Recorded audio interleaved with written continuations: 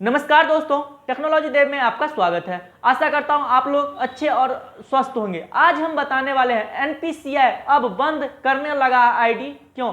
तो चलिए video start करते हैं।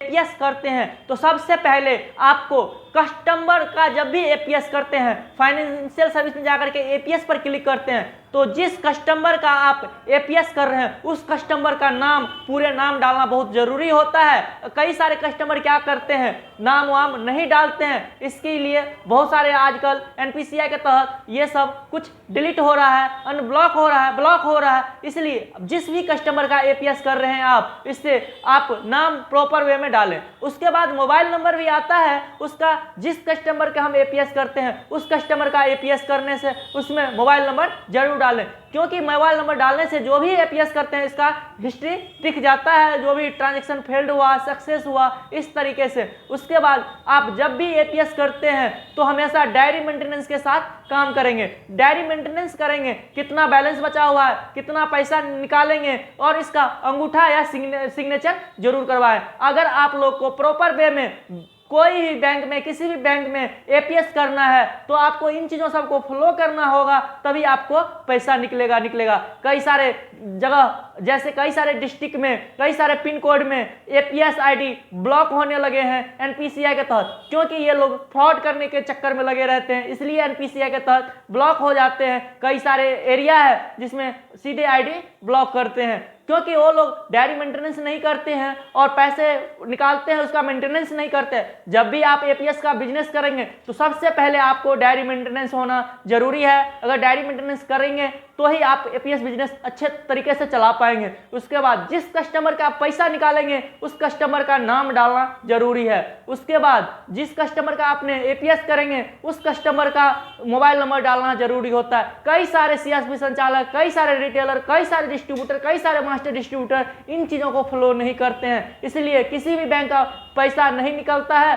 और फ्रॉड होने लगता है। इसलिए आईडी ब्लॉक हो रहा है एनपीसीआई के तहत। हम जो आप लोग को जो चीज़ सब बताए हैं, आप लोग वो चीज़ को फॉलो करेंगे तो 100% पैसा निकलेगा और आपका आईडी ब्लॉक कभी नहीं होगा। ये तीनों चीज़ के आप लोग फॉलो कीजिए, उसके बाद पैसा निकालेंगे। आप ईजी पे और दिव्यांशी पे के आईडी लेकर के आप अच्छे से अर्निंग कर सकते हैं। इसमें आधार से पैसा निकालना होता है, बैलेंस चेक करना होता है, विड्रॉल करना होता है, आधार पे होता है। उसके बाद रिचार्ज कर सकते हैं, पैन कार्ड बना सकते हैं, बीपीएस भर सकते हैं। उसके बाद और सारे कुछ सुविधा है, जैसे आईआरसीटीसी एजेंट आईडी लेकर के भी आप लोग अर्निंग कर सकते हैं। इस तरीके से आप सर्विस दे करके 20 से 25 हज़ार, इससे भी ज़्यादा आप कमा सकते हैं, क्योंकि आपका ईमानदारी ही आपकी पहचान होगी। अगर आप अच्छे तरीके से काम करेंगे तो 100% पैसा भी निकलेगा और उसके बाद आप लोग सही तरीके से, आपका आईडी भी ब्लॉक नहीं होगा। जो कस्टमर, जो रिटेलर फ्रॉड करता है उसका आईडी 100% ब्लॉक हो जाएगा। इसलिए जब भी आप करें एपीएस, तब भी हम जो आपको बताए हैं इन चीज़ों बात को आप फॉलो करिए, उसके बाद निकलेगा ही निकलेगा।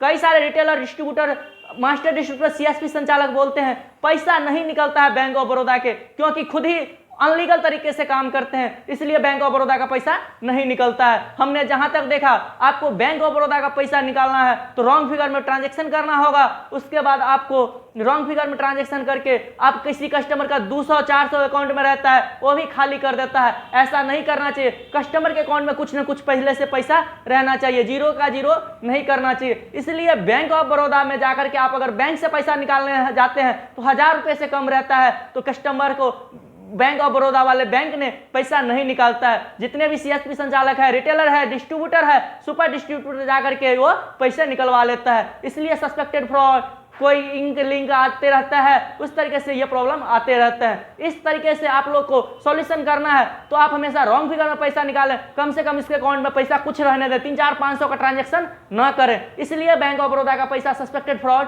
आ जाता है। उसके बाद जो भी आप काम करेंगे, एक ही कस्टमर को बार बार अंगूठा नहीं लगाएंगे। कई बार रिटेलर क्या बोलता है, बार बार अंगूठा लगाते रहता है, उसके बाद सस्पेक्टेड फ्रॉड आते रहता है, फिर भी कस्टमर लगाते रहते हैं अंगूठा। इस कंडीशन में आपको बैंक ऑफ बड़ौदा का पैसा 100% नहीं निकलेगा। मैंने जो आपको चीज बोले हैं, इन चीजों का आप फॉलो करेंगे तो ही बैंक ऑफ बड़ौदा का पैसा निकलेगा। हमेशा जब भी रिटेलर, डिस्ट्रीब्यूटर, सुपर डिस्ट्रीब्यूटर एवं सीएसपी संचालक हमेशा डायरी मेंटेनेंस जरूर करें। अगर आप डायरी मेंटेनेंस करते हैं तो 100% आपका सीएसपी चलेगा और पैसा भी निकलेगा। इस तरीके से आप लोग कर सकते हैं। इस तरीके से आप अपने एरिया में सर्विस देकर के आप 20 से 25,000 इससे भी ज़्यादा कमा सकते हैं। और हमने जहां तक आपको बोला उन चीज़ों को फॉलो करेंगे तो आप लोग का बैंक ऑफ बड़ौदा का या कोई भी बैंक का पैसा हो निकलेगा ही निकलेगा। और हमारी कंपनी दिव्यांशी पे और ईजी पे का फुल सपोर्ट रहता है। अगर आप इस दोनों कंपनी के रिटेलर, डिस्ट्रीब्यूटर, सुपर डिस्ट्रीब्यूटर लेकर के आप काम कर सकते हैं तो उसके बाद आप अच्छे से 20 से 25,000 उससे भी ज़्यादा आप आराम से कमा सकते हैं। हम टेक्निकल वीडियो बनाते रहते हैं। अगर आप लोग का वीडियो अच्छा लगा होगा तो वीडियो को लाइक, शेयर, सब्सक्राइब, कमेंट जरूर करें एवं अपने दोस्तों का साथ शेयर करना न भूलें। तब तक के लिए जय हिंद।